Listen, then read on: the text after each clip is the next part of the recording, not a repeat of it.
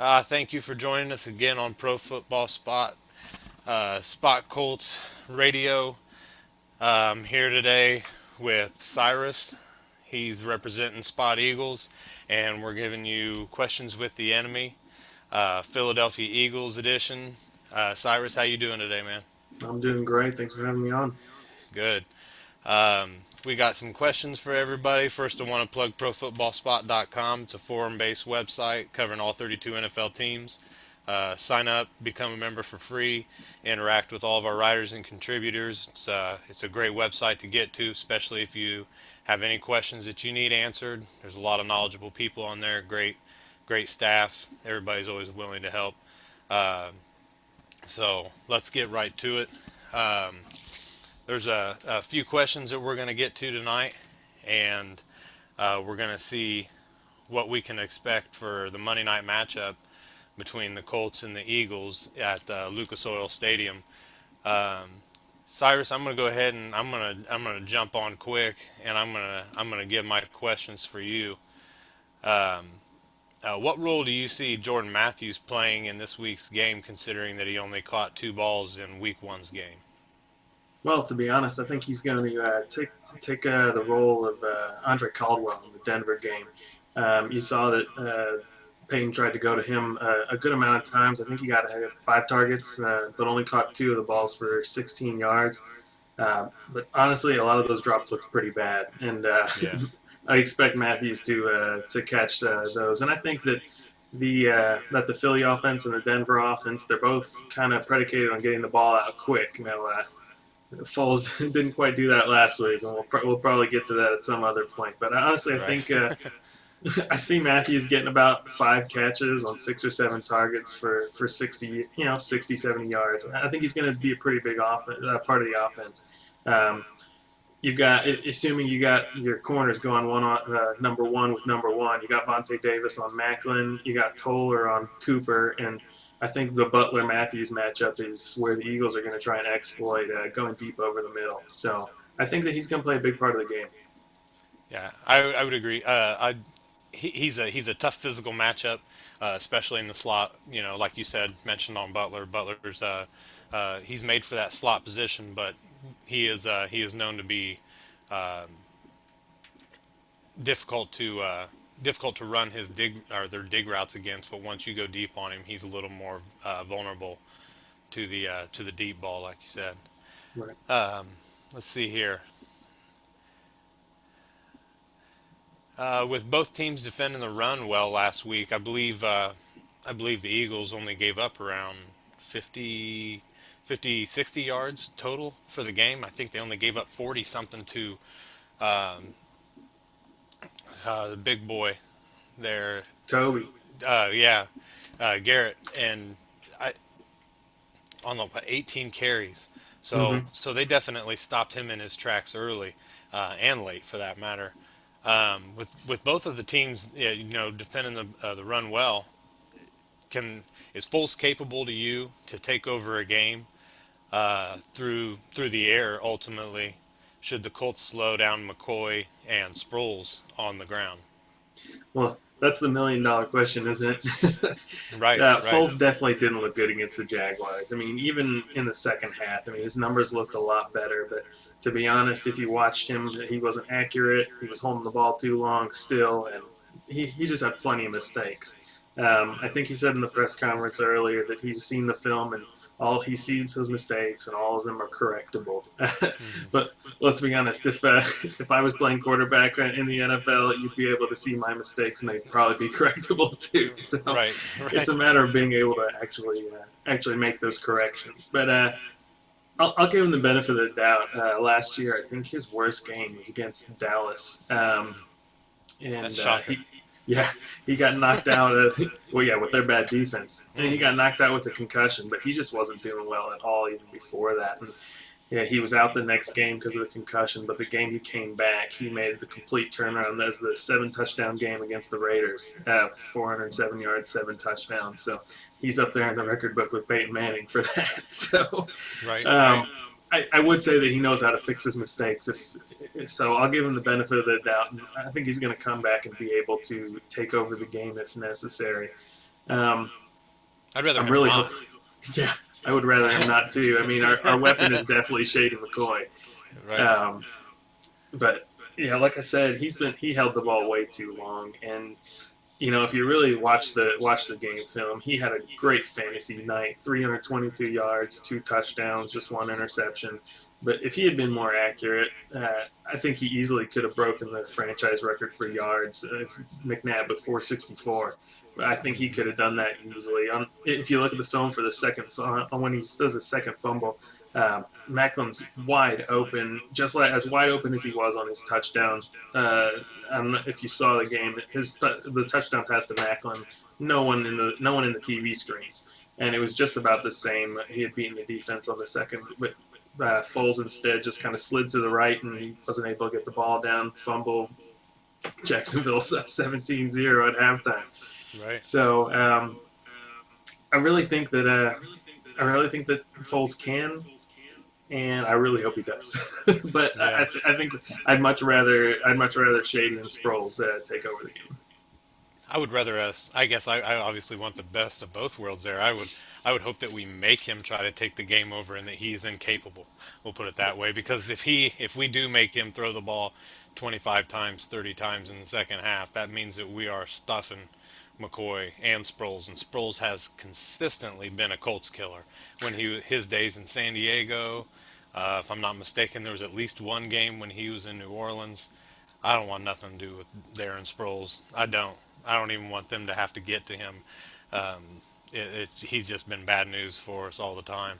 He's that shifty, shady running back, and He is, man. special teams is where he shined the most yesterday. I mean, he got that one run up the middle for the touchdown, but other than that, he basically reinvigorated the Eagles with those special teams returns. So, He's so quick. He is so fast. yeah, He's so tiny too, man. And he can take all the hits and he can dodge and he is just so quick with his sidestep. It's just unreal.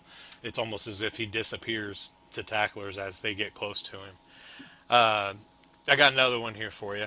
The Eagles are down some guys on the O line with Lane Johnson serving a suspension, Alan Barbary and Evan Mathis nursing injuries. With that in mind, do you expect LaShawn McCoy to still be a heavy part of the game plan on the ground, as we've recently uh, poked on a little bit? And also, would this be the perfect time for the Colts to get some pressure on Nick Foles? well, yeah, I really think that he needs to be a big part of the game plan. Like we were mentioning about Sproles, Shady, he's quick. He can move back and forth. He can make people miss even when there's no hole. He can find a way around the big line fight and and Right. make yards out of nothing. So I think he definitely needs to be a big part of the game, even if they're just throwing him on a short passing route to pull a defender out of the middle of the field. Um, but I think they will be able to get him involved in the game. I mean, last week both Mathis and Barbary went down in the second quarter, I believe, and so that second half is when the Eagles scored everything, and that's when we had the backups in. Now I know that our lineups it looks a little weird without Mathis and without Johnson and without Barber. And actually, we're going to be without them for a while. I believe Barber's on season-ending IR, and Mathis is IR designated to return. So we're A little going to bit of have hope to, there then.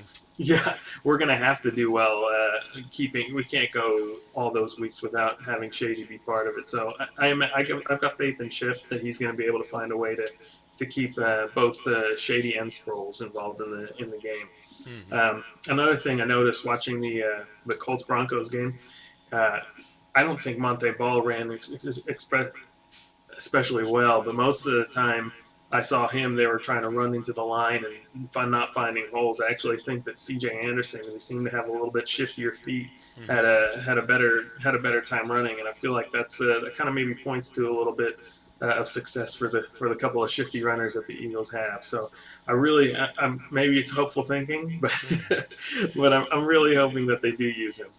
Yeah, I Um, I agree. yeah.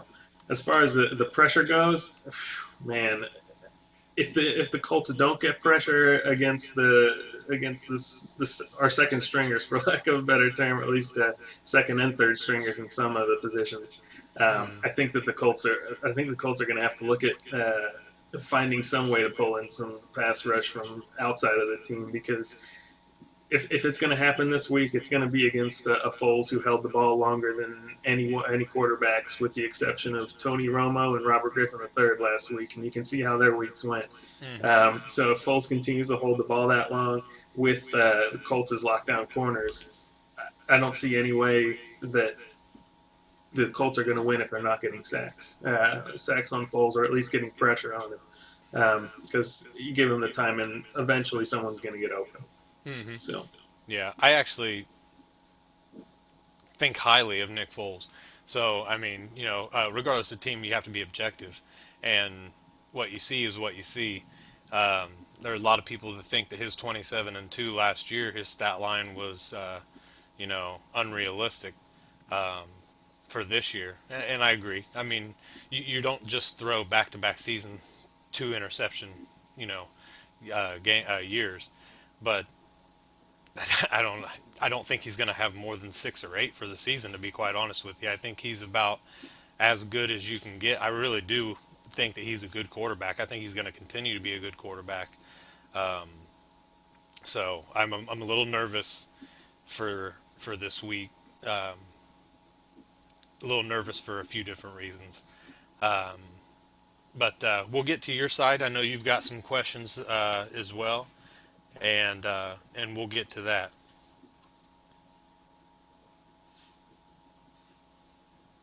Oh, go ahead, Cyrus. no, sorry about that. That's okay. Yeah, I do have a couple of questions. Um, it kind of gets back into that pass rush question we were talking about. Given lack of the pass rush the Colts have showed without Robert Mathis, who's now on season-ending IR, I believe, who do the Colts D need to step up to get pressure on Nick Foles? Ironically, you want to say one or the other, but it really is a total team that needs to work in a cohesive unit for them to get pressure. The corners, all three, between Butler, Davis, and Toller, all played very well against Denver.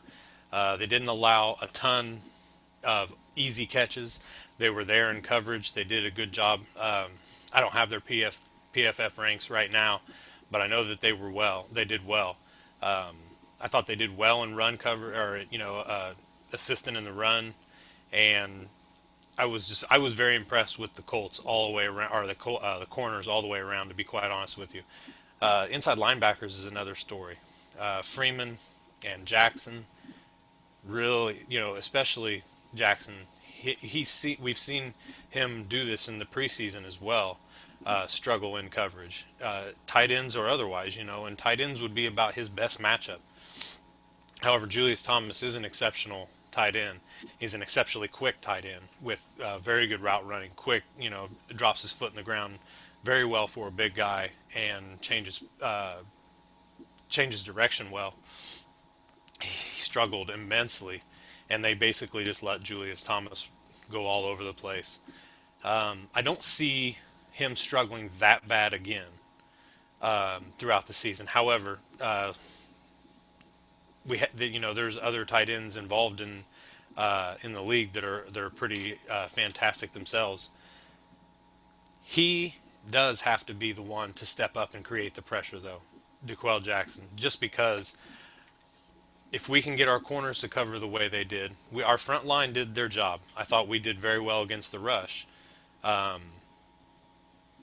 I thought Arthur Jones did a great job. I thought even the backups, when RJF would come in, I thought he did his job pretty well.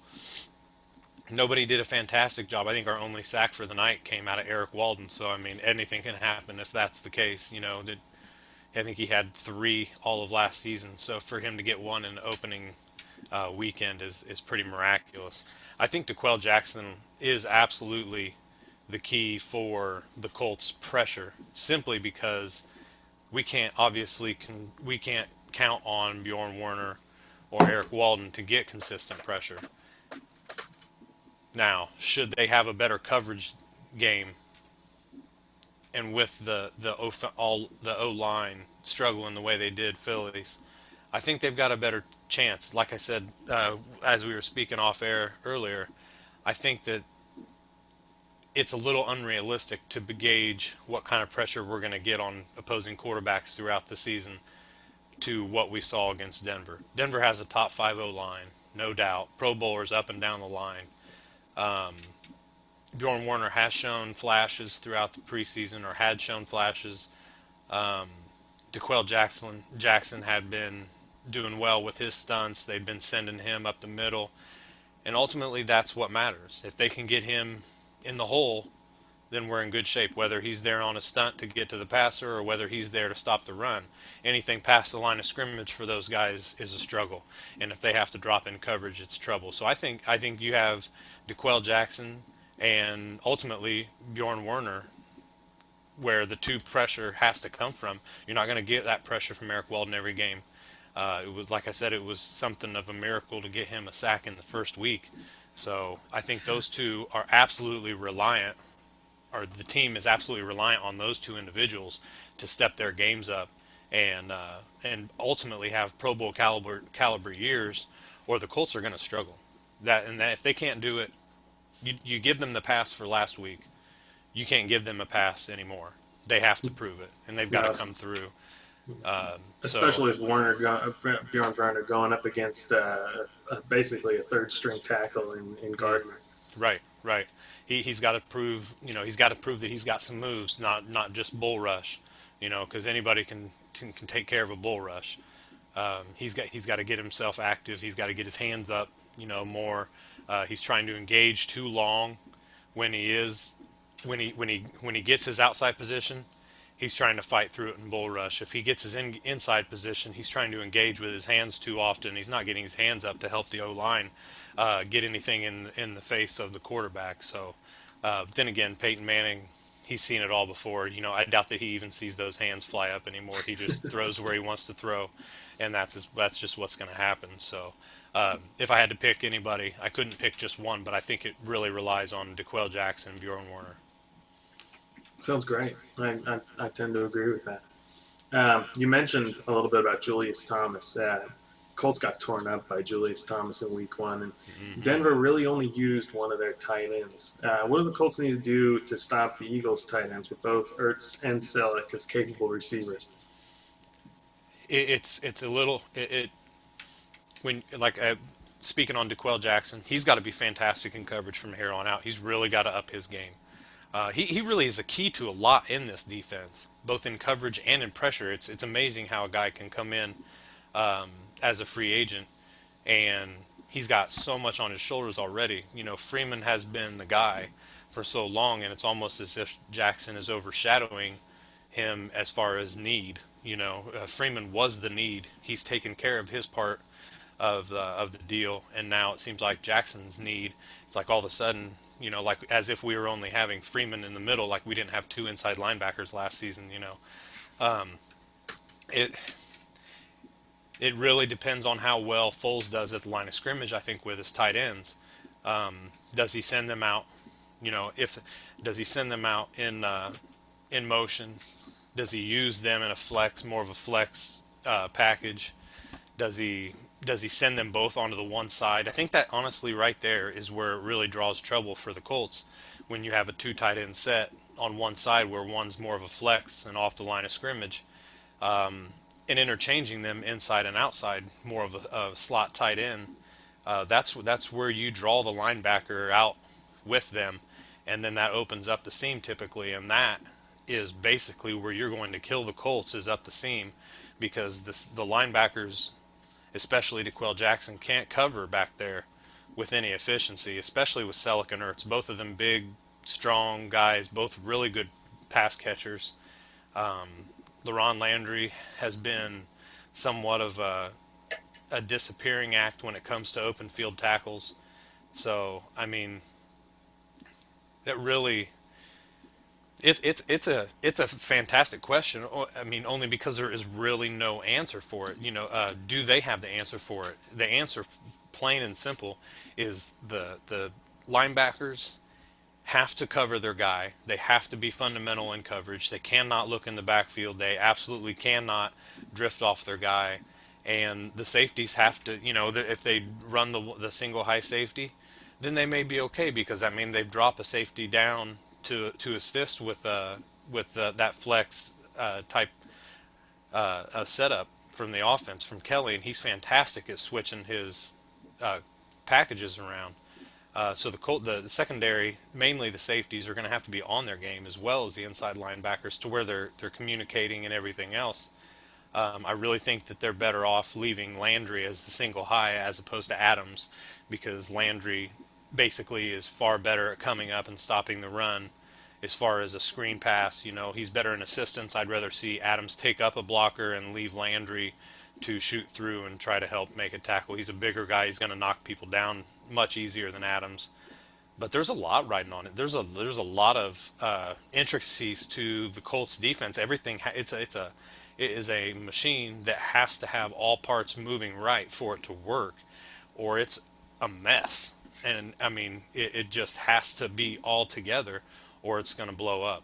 And I think if you look at the tight ends, like you said, Julius Thomas was basically the only one that was sent out and did anything in his routes. And Peyton Manning had no problem connecting with him several times in the first half.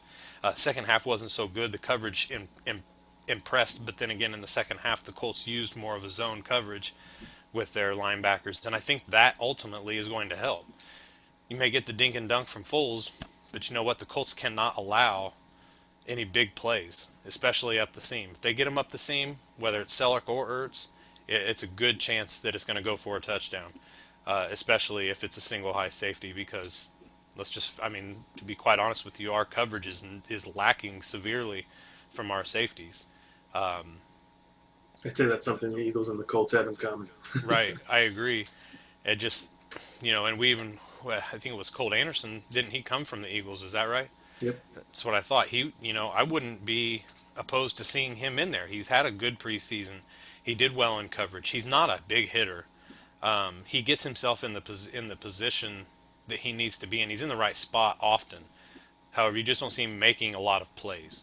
So I think he's similar to a lot of what you see out of Mike Adams and LaRon Landry. Flat out, he's another one. There has to be several spots on the Colts defense this year that need to have Pro Bowl caliber seasons for the Colts defense to really stand out and do anything. They did good against the run. I think the run is something that you're going to see improve a lot, but their coverage has got to be, all world for it to really stop anybody, because it is a passing league, as everybody knows.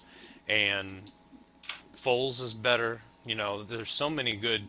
Locker's going to be better this year. He's back from injury. Henney, if he's still throwing, he didn't. He showed a little bit in the first half, and he put the Eagles in a hole on a couple of passes to Hearns. After that, he was largely ineffective, as we spoke about earlier. But if not, Bortles. I mean, there's a ton of good quarterbacks that the Colts will be playing this year, and I think that Foles legitimately is one of the best three that he's going to see outside of Manning and Brady later on in the year. So they've really got to get their act together, and if they're going to stop these tight ends, it's definitely another thing. Right there with the inside linebackers and safeties, for sure. Right, and Vontae Davis he's got to show up consistently every week, Mm, because if you're gonna have those safeties come in over the tight ends and help out on the tight ends, you're leaving your corners out on an island. And Vontae's got the skill to handle it, but hmm he's a little bit inconsistent sometimes. So you got to hope that he shows up consistently Right, for that. right. And largely the Colts corners did well on island. They basically were all three on an island.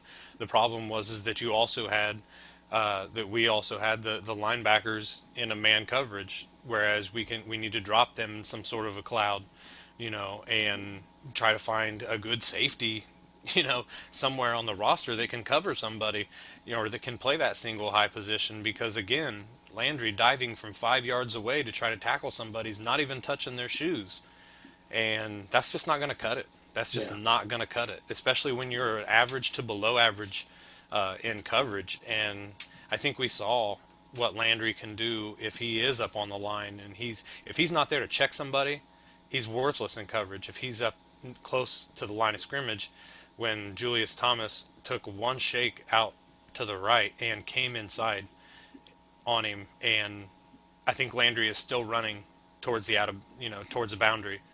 It was a pathetic show of coverage, and that's got to get better for them to even be in games. To be quite honest with you, because they will absolutely get routed. It doesn't matter if it's Peyton Manning or who it is; they'll get routed in a heartbeat if they continue to play like that between the safeties and linebackers. Their run game was fantastic, but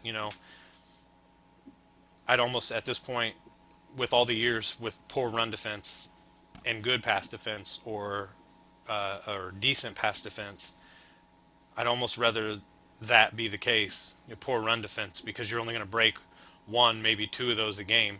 Whereas if you have good pass defense, everybody's passing all the time, 30 to 50 passes a game, and I'd almost rather them be better, in coverage than against the run. But it's hard. It's hard to find a happy medium. I just want them to be able to lock it down in both accords. I think we've got the corners. I think we've got the run stoppage. We've got the guys on the front line, among the front seven on defense, to make an impact in the run game, and to get the occasional pressure, especially with the addition of Zach Kerr in there, an undrafted free agent who has done nothing but show, that he's more than capable of getting to it. And it's just something that's got to happen. It's got to happen soon. Right. Now we were mentioning Freeman a little bit. Out of looking at the injury report, Bradshaw, Freeman, and Holmes are all listed as questionable this week. If they don't play on, if none of them play on Monday, which one of those is the biggest loss, and how big of a loss will each? What kind of impact will each one of those misses be?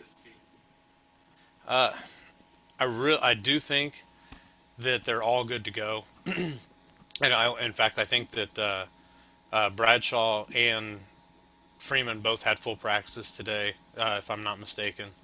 Holmes, I believe, had a full participation too, but I don't know that he had contact.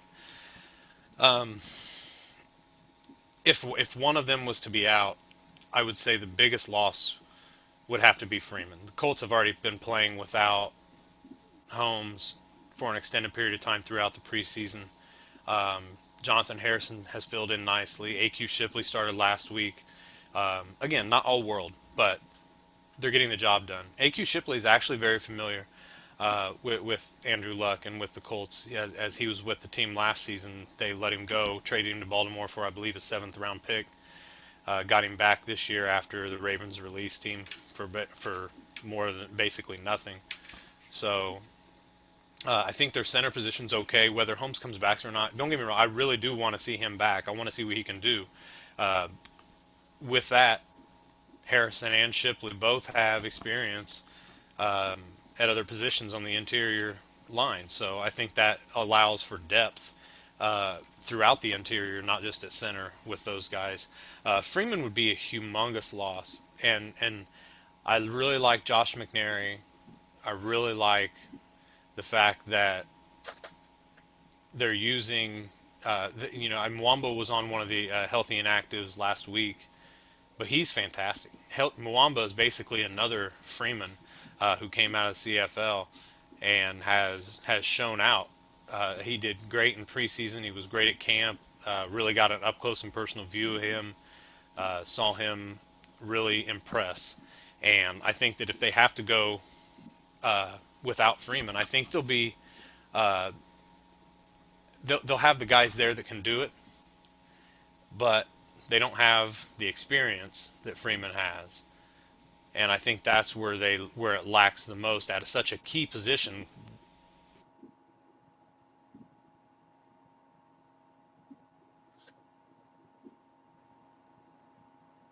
I think I lost you there.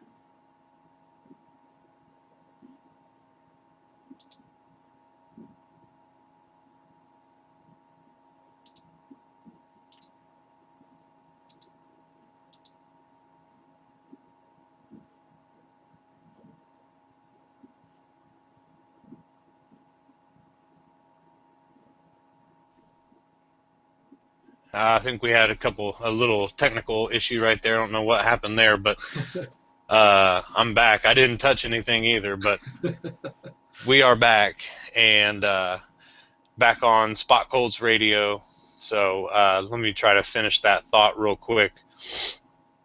Um, I think that if we're going to, if we're going to say that one spot is more of an issue, it has to be the middle linebacker out of, basically, like I said, out of necessity for um, experience. Bradshaw is a good backup to Trent. He's going to get the job done. Should he have to come in? Should we not have him? They've got pieces in place for that. Interesting note though, however, today Mario Harvey, who had been the acting fullback, was also a linebacker last season. Changed his number from 48 to 55 today, and it appears that they're going to be using him more in the linebacker role than in the fullback role. That could mean one Interesting. of two. That could mean one of two things. It either means that Dwayne Allen, by default, has basically assumed the role of fullback when in need, and or that means that they intend, they may think that they could be without Freeman for a while. However, I believe Freeman was probable, if I'm not mistaken. He could be questionable. It was a brief look earlier this afternoon, so I'm not real sure on that. But I believe he's good to go. However, I think that they're using it for they need the depth or they feel that they need the depth for some reason or another, whether it's because of Freeman's injuries or that they have other issues there, or maybe, I don't know. Maybe Freeman has just been, or I'm sorry, maybe Mario Harvey has just been impressing in practice. I find that a little hard to believe just because I watched him last season, but it is possible. So I think we're yet to see what the real reason is for that until Monday night. I think we'll get a good view of why he's done that. Um, Really, after Bradshaw, as far as running back depth goes, it gets a little spotty. So that could be a big loss too. However, I think when we don't really have much in the running game at the point in time, I think for Bradshaw's loss to be a more significant loss, Bradshaw would have to have already had a significant game this season. Basically, we would have to be losing something, and quite honestly, to this point, he hasn't given us anything. I mean, he showed well against the Broncos, but he hasn't given us a huge game by any means or anything like that for us to really feel the loss. I think linebacker would be the bigger loss there with Freeman being out if he was to be down. Makes perfect sense. I'd have to agree with that. Um, Kind of piggybacking on importance. I know that Freeman's been Freeman and DeCall Jackson you mentioned as being as a key matchup against the tight ends.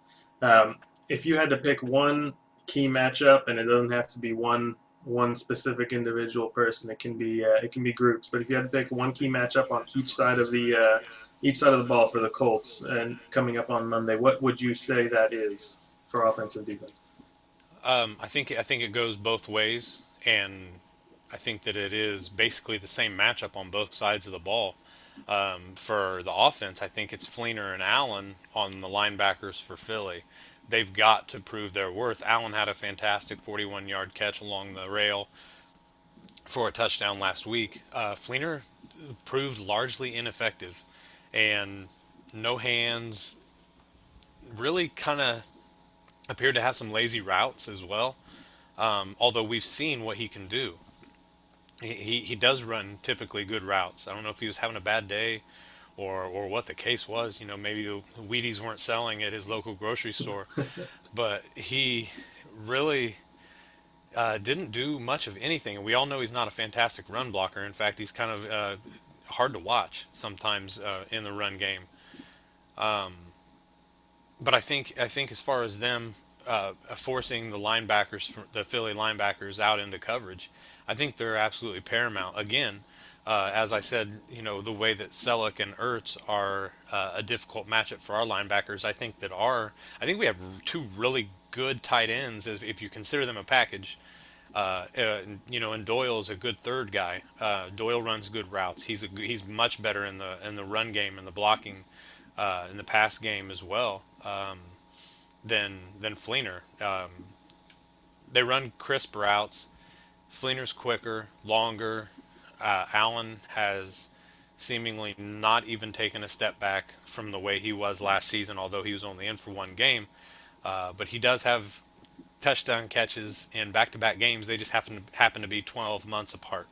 He does seem like he picked up right where he left off, doesn't he? Yeah, he's a tough guy, and I think he's a tough matchup too because he is so deceptively quick. He does not look fast at all. He literally, I don't even know what he looks like. He looks like a linebacker almost out there, but he is quick and he has very good routes. I think with them in more of a high-low setup, and this has been brought up in a couple different aspects.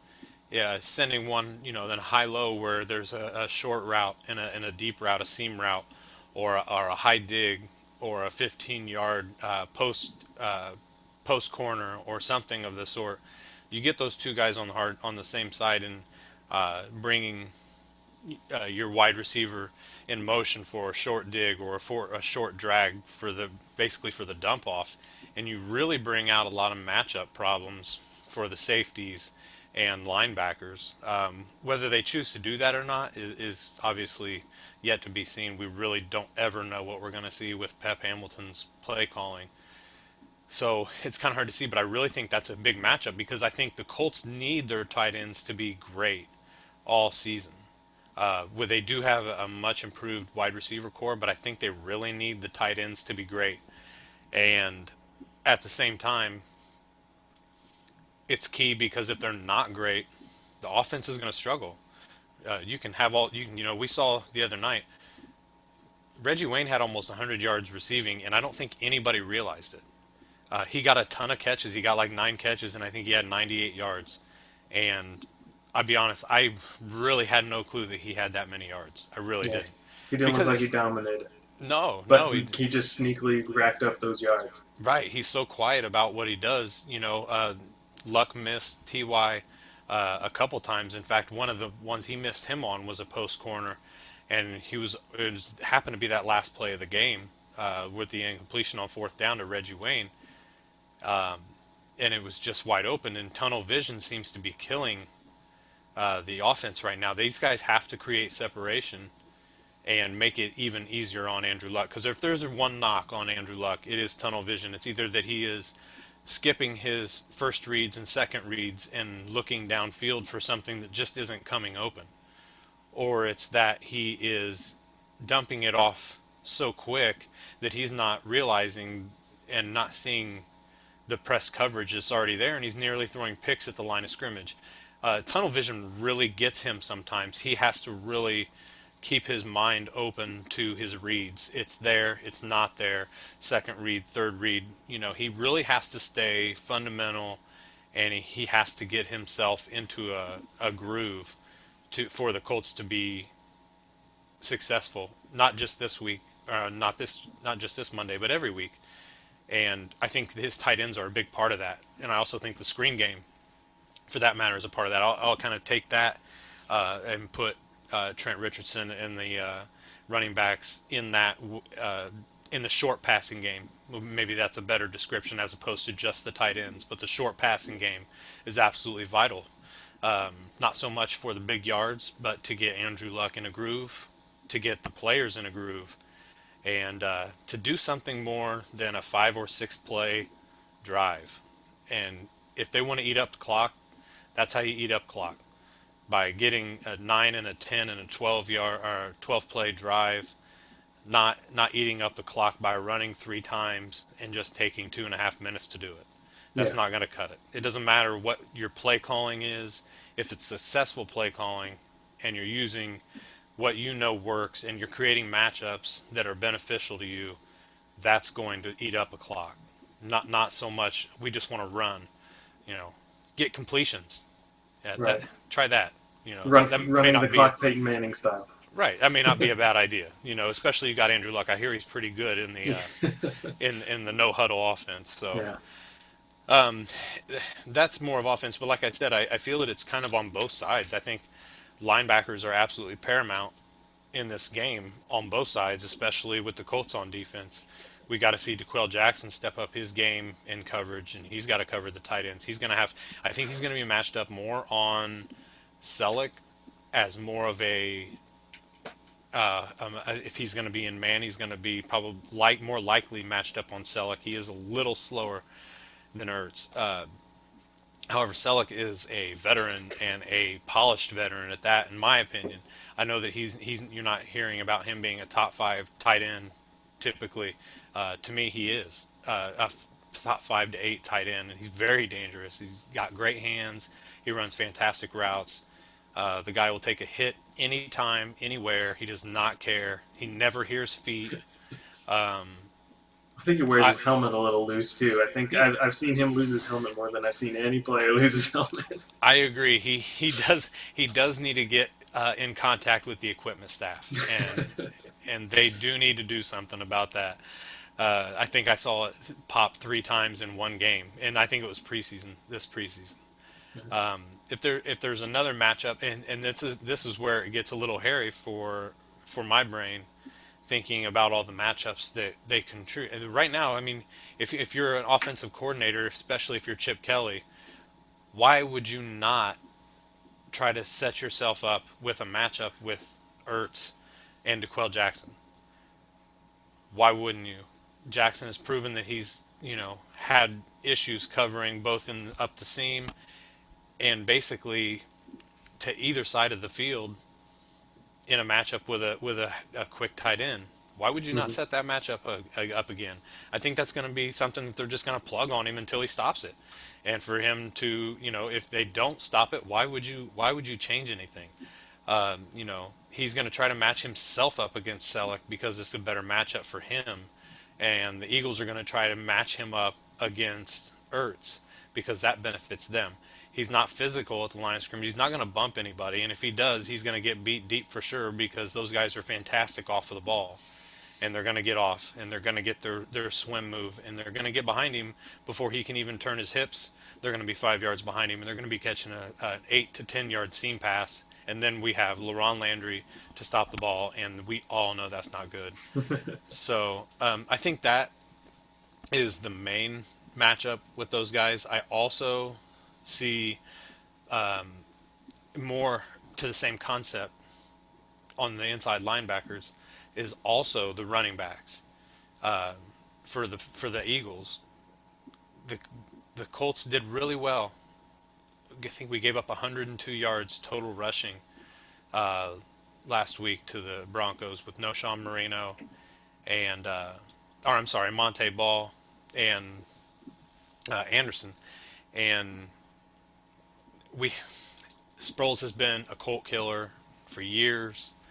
McCoy is just that special kind of back that you can feed him the ball 12 times, he'll have 18 yards, but that 13th carry, he's going to go for 65, and none of the plays before that matter anymore. Right. It's really imperative that the Colts can find a way to stop them and get their linebackers in the holes, make him shop outside. They really do have to make McCoy use his shiftiness to try to get outside. And then they absolutely have to have Bjorn Werner and Eric Walden setting the corner. If they're not going or setting the edge, if they're not going to get the pressure from these guys when they're not on a scheme blitz or they're in a zone or something, they absolutely have to set the edge for these running backs and get their linebackers in the holes. I'm absolutely not worried about the Colts D line. I think Redding and Chapman and Arthur Jones are fantastic up front. Excuse me. I think Zach Kerr is a formidable backup anywhere along the line. RJF is now more in a more role specific area for himself. This is what basically he is a second string guy, and he's a good second string guy. He's just not a starter. That's just all there is to it. I think that the linebackers this whole year, or this is going to be, the whole thing. I could just circle this on the page. This is basically the matchup that the Colts need every single week to be successful, to have a good defensive day, and that is absolutely with the inside linebackers, on the running backs and on the tight ends, because they're going to get exploited week in and week out if they prove that they can't cover them. Flats, zones, any screen passes, the seam, all vulnerabilities for this defense. And if Landry, the one thing that I really do like him in and really like to see him do is break up screen passes. He's been fantastic at it. He often will get the guys at the line of scrimmage or maybe a yard upfield. He is very good at stopping a screen pass. Not so good once it gets past the line of scrimmage, though. If he's by himself, he doesn't have a lane to run through, and he doesn't have help. He's quite choppy. Inside of that, if he can get himself to getting the line, or I'm sorry, at the line of scrimmage on screen passes, he's a huge help in that regard. So this is, like I said, this is going to be a week in and week out thing where this is the key to victory. Ultimately, in my opinion, being the safeties, the inside linebackers, and it's going to be all about the running backs and the tight ends from the other team. Great points. I'd have to agree completely. Um, I think that we are just about set for the night. Is there any more questions that you had, Cyrus, that you Yep. wanted answered? I don't Uh, think so. I think that it's going to be a really exciting matchup. I think Luck's a really great quarterback, and I'd trade him for just I'd take him on my team any day. mhm. As much as I love Foles, I'd take Luck, and I think there's so many offensive weapons, and our defense didn't do so good last year. They showed up a little bit this past week, but I think it's going to be an awesome game. Watching both offenses go to work. I tend to agree. I like Foles, and I think that I'm almost exactly in the same boat. However, I do have to say that I would take Luck also first. Uh, he is that good. He is that guy that you want. He, like I said, there's not a lot of holes in Luck's game. There's that one thing that really gets, that you could actually say could be one of his downfalls, is his tunnel vision at times, whether it's the short or the intermediate passing game. And I think that I truly attribute that to going from a Bruce Arians offense into a Pep Hamilton West Coast offense, where you have exactly polar opposite reads. And your earliest read, a lot of times in the Bruce Arians offense, in a chunk yardage offense, was about 8 yards downfield, whereas now you've got three guys within 8 yards, and you got one hitting the seam, or you got one on a post corner on the other side of the field, and you've got to throw a lot of balls outside of the numbers, ultimately, because the routes are so short. It Foles is a good quarterback. I think he's got everything that you want in a quarterback. I think I think he's going to have another great year as well. Uh, McCoy is a guy I don't ever want to play against. He's just got everything. I think a lot of Colts fans are still a little shady about Shady getting drafted only a pick or two after Donald Brown was picked by the Colts. So I think that resonates a bit.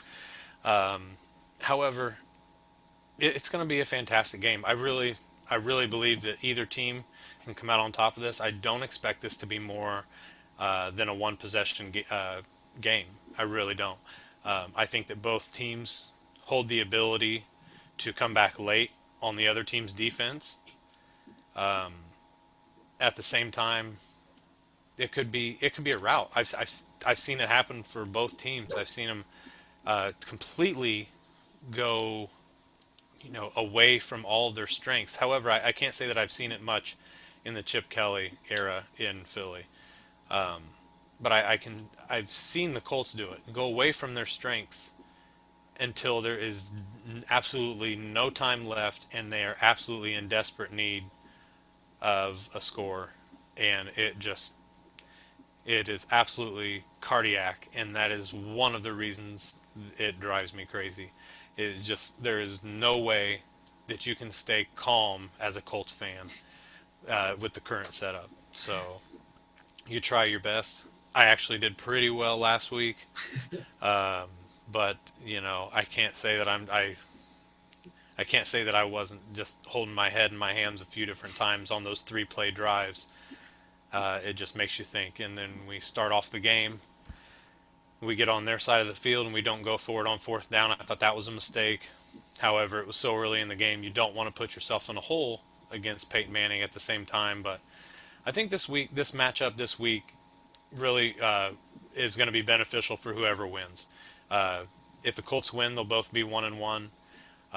If the Eagles win, you guys will be 2-0, and the Colts will be 0-2. With 2 division games coming up on the Colts schedule the next 2 weeks, and that is a scary situation with the defensive minded Gus Bradley and Tennessee being significantly better as well, let alone, just like I said, Bradley and Jacksonville. So it's going to be an exciting season. It's going to be a great game Monday night football under the lights. Colts again 2 weeks in a row in prime time. So it should be a great game in Lucas Oil Stadium. Cyrus, why don't you tell everybody where they can catch up with you? All right. You can catch on me on Twitter. My handle is at Cyrus Naser. It's nice and easy to remember. It's my name. I didn't want to make it too complicated because I can't remember too much. Right. But check me out on Twitter at Cyrus Naser, and also you can find all my articles on ProFootballSpot.com.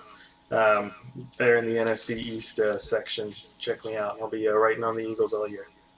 Very good. Yeah, ProFootballSpot.com. You can check us both out there for Spot Colts and Spot Eagles, respectively. Cyrus, thank you for joining me tonight. I really appreciated it, man. Great job. Thank you. I really enjoyed it. All right, thanks, man. Have a good night. You too. Thank you.